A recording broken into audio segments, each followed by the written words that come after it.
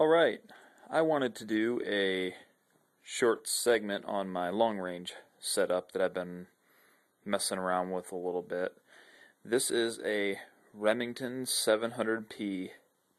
It's a 26-inch barrel and it is chambered in a .308. Sitting on top of the rifle, as you can see, is a Millet 4-16 by 50 rifle scope. It is the TRS-1.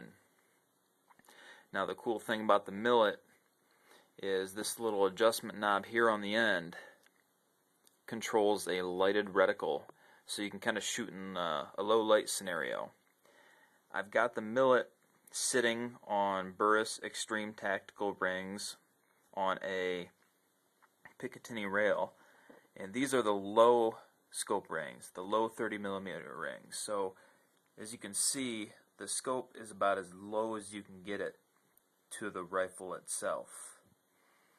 So far it seems to be a fairly rugged scope. I had to send the first one back.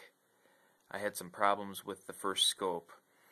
All of the adjustment rings started kind of getting a little mushy, and then you can see there's a little focus knob, and it's a large focus knob on the other side of the scope here, and that focus knob started to sort of lose focus. It just kind of stopped working.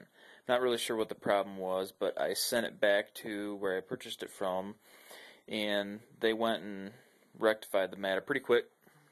So I got another scope, got the scope on the rifle. This one's much better. It seems a lot more clear. The adjustments seem a lot more crisp. Now, sitting over here, you can see a data book, which any long-range shooter should have. This is a data book that I downloaded for free off of the internet, and I actually printed it on cardstock and then hole punched it and put it into a binder. This is kind of the cheap man's method of data books. I found data books online. They were like 30, 35, 40 bucks. It was just a little bit too expensive for some pieces of paper, so I went ahead and made my own. I think it's a great thing to have. I think everybody should have a data book alongside their rifle when they're shooting, especially when you're shooting with long range, because in your data book you put information about where your rounds are hitting, what temperature it was outside, the distance you were shooting at, the type of wind, the direction of wind. All sorts of things go in there. And the next time you shoot, you can look at your data book and you kind of know what's going on with your rifle. Now back here on the end of the rifle, I have a tab gear bean bag. This is the rear bean bag that goes underneath the buttstock of the gun. And what this does, for those of you who aren't into long range shooting, is this provides a stable base for the rifle to sit on when you're shooting. And if I give this a squeeze, the back of the rifle goes up, and if I release it, it goes down. And the reason that's significant is because you can squeeze it until you're on target, and once you're on target, you can kind of hold that bag there, and that allows you to get a more consistent, stable shot.